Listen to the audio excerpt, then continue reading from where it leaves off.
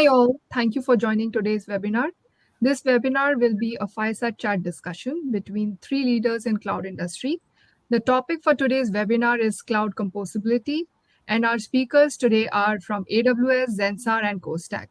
We have Senthil from AWS, who is the CloudOps Partner Practice Lead, Rajat Sharma from Zensar, who's the Chief Growth Officer, and Rob from CoreStack, who's the Chief Strategy Officer at CoreStack.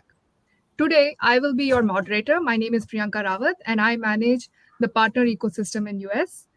Without any further ado, we'll go ahead and get into the question as part of the fireside chat. My first question is to you, Rajat. Rajat, I believe you coined the term cost composability. Can you please help us understand what does this exactly mean? Hey, sure, Priyanka. First of all, thank you so much, and really excited to be here with all of you to discuss one of the most pressing needs of our clients in today's business environment. Our clients are leveraging cloud as an engine of innovation and growth. However, they are challenged in terms of controlling and managing the costs.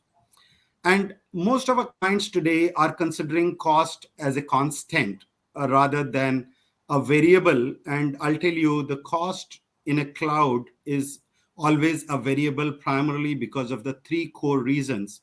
One is our different clients are in the different phase of their journey to cloud. Second is most of the cloud providers are creating new features and functions, and our clients are embracing those. And the third, of course, the nature of the cloud, which makes IT composable, and IT not only just infrastructure composable, but application, data, and security. In this scenario, the cost cannot be just a one-off component to be controlled as one-time activity, and needs to be controlled continuously using the three pillars or towers for controlling the entire life cycle of cost. Using one is the architecture, second is governance, and three is automation. And we, along with CoreStack and AWS, have not only taken this approach, but have applied this to our clients to continuously delivering predictable cost and cost takeout in a gain share model.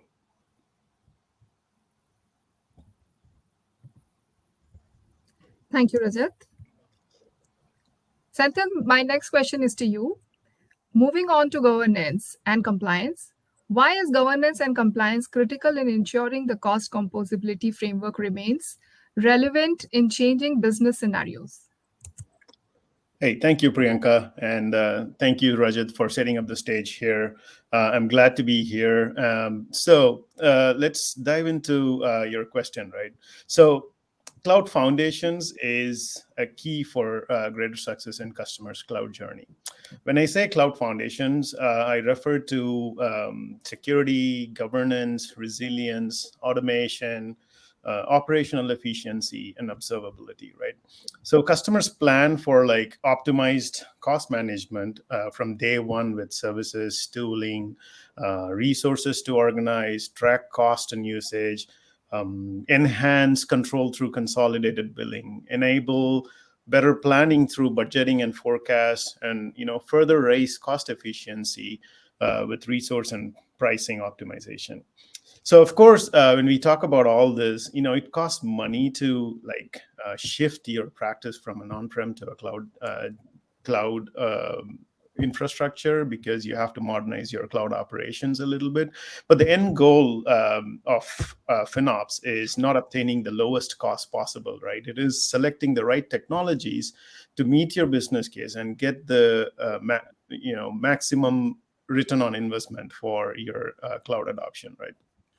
So basically, the FinOps team monitors the workload, look at who is using what, determine there are any orphaned assets, etc. So the goal of the group is to right-size the environment that's already migrated and learn from what we have done as we move new workloads to the cloud. Right. So to have a clear visibility in how the cloud infrastructure is laid out, the customer should have a governance platform as per industry standards. For example, I've not come across any customer yet who are running production workloads in a single account environment. So when you're dealing with multiple accounts, how do you strategize the multi-accounts set up accordingly to get the best possible consolidated billing discounts and necessary chargebacks for internal billings and management of profits and P&L, right? So AWS does provide you services like organizations and multi-account strategy, control tower to orchestrate multiple accounts, AWS services on your behalf while maintaining the security and compliance need of your organization. But if we compare the traditional on-prem setup to cloud infrastructure, right? Landing zone setup is the most different practice that was never a thing in a traditional on-prem. So this requires the customer to set up a solid cloud center of excellence within. And this is where the partner solutions and consulting partners have been a key pillar of success to customers by helping the customers with out-of-box solutions and the best practices, right? So managing cloud resources can be daunting in cloud for customers. The resources are dynamic, and real-time discovery and notification of resources is critical. Configuration changes needs to be recorded, and they happen in evaluation of all these changes to keep compliance is very, very necessary.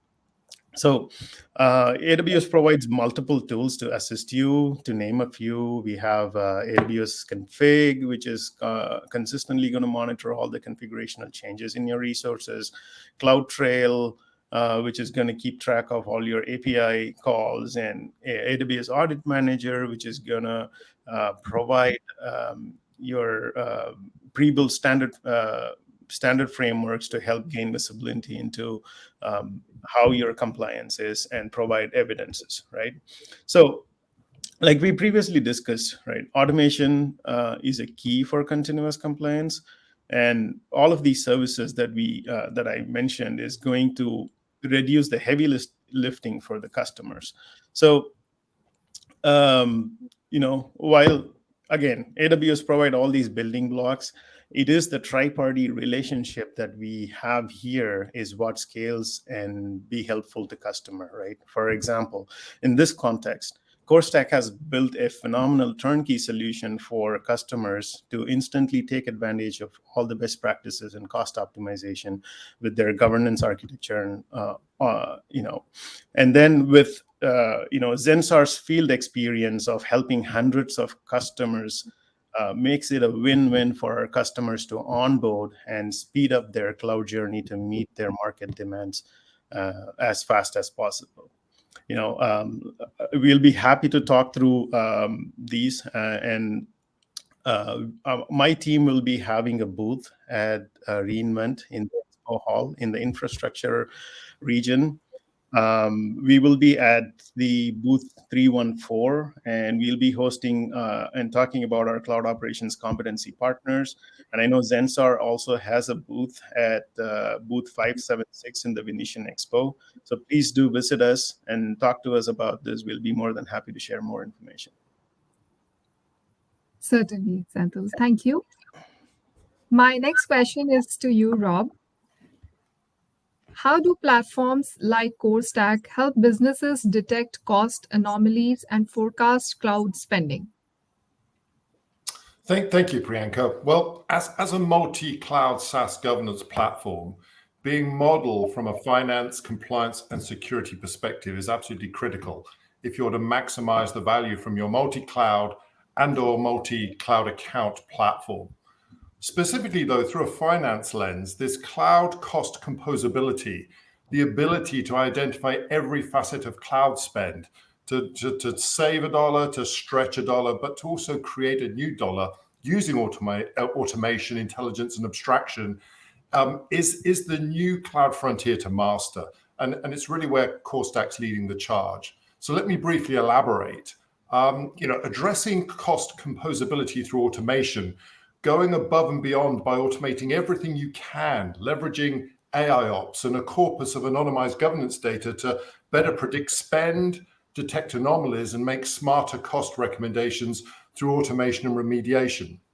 Additionally, addressing cost composability through greater intelligence, looking at every attribute of a cloud, deriving explicit and implicit relationships at a workload level across multi-clouds, multi-accounts in an intelligent way, basically enabling you to forecast, tune, and optimize at much higher degrees of sophistication than you ever thought possible. And finally, addressing cost composability through abstraction, helping organizations abstract the complexity of multi-cloud, abstract the challenge of fronting this hyperscaler innovation curve, and abstract what matters most from the volume, variety, and veracity of the cloud signals that all need to be governed, all of which have a disproportionate capacity to impact cloud cost. So at the end of the day, it's all about using the levers that cloud cost composability exposes to give the business the confidence to do more than just save and stretch a dollar, but to create one. We need business to experiment, innovate, and create new dollars as they accelerate their digital ambitions. Thanks, Rob. This was very helpful. Rajat, I have a question for you. How can businesses leverage architectural best practices to achieve integrated and continuous governance across FinOps, SecOps, and CloudOps? Very good question, Priyanka. And I would say that architecture is one of the most critical pillar for measuring and optimizing the cost and spend around cloud. We, along with our partner, AWS and CoreStack, not only just preach, but we religiously and rigorously follow and implement well-architected framework, which has been given by AWS to the community. And it actually talks about all the best practices we can adopt in terms of defining and designing a foolproof architecture. If I have to tell you a little bit more about the architecture, most of our clients always talk about designing a target state architecture, which in today's world is a little bit obsolete, in my opinion, because the architectures needs to be future state and ever evolving because of the advent of new functions which are being launched every quarter and hundreds of functions being launched every year by our partner like AWS. There are 4 core components of architecture which actually helps achieve cloud composability, which in turn creates cost composability for our clients. The first is, of course, capacity and performance. How do we trade off between the performance and capacity? At the same time, look into right sizing the workloads based on the IOPS, based on the read-write ratios, based on what percentage of consumption I'm doing at peak level, at an average and median state. And based on that, I define my architectures. The second core component is the type of the workload and the strata I have defined for that workload. Strata being the landing zone, right? Most of our clients in last 5 to 10 years have moved their workloads to infrastructure as a service kind of landing zone. And it's high time they should start looking at moving up the value chain from infrastructure to platform to function as a service in terms of serverless computing. And we need to look into the best strata or best landing zone based on the type of workload we have, right? Case in example, in today's environment, when we are talking about building or leveraging large language models, we can't try to build the LLM on the traditional EC2, S3, or EKS kind of bucket. But we need to look into that, leveraging the Glue, the SageMaker, and the Bedrock kind of components coming from AWS, which in turn reduces our cost. The third core component of architecture is the number of workload environments. What it means by most of our clients have a ratio of 2 when it comes to non-prod to prod environments, and they have 70 to 80% of consumptions happening on the non-prod environments and less than 30 to 40% of the production. So how can we continue to move the needle in terms of reducing the number of low-level environments, be it for development, testing, staging, and bring more and more automation into it, right? So that, again, an example to that, maybe how do I basically use more of, I would say, static components for leveraging some of the archival data, or for the static sites and so on and so forth, rather than using the EC2 or EKS kind of instance. The fourth component of architecture is technology future proofing. And what we mean by technology future proofing is how we, along with AWS and CoreStack, can guide and recommend the right utilization of new features and functions, and where and how these needs to be used to optimize your cost, to create a true cost composability architecture, not just for one time, but for continuous usage, right? So these are the core components of architecture. And as Senthil mentioned, we will be more than happy to drill deeper into this. If you plan to visit reInvent, please come down to our booth, and more than happy to discuss with you. Rajat, would you like to summarize our discussion for the audience?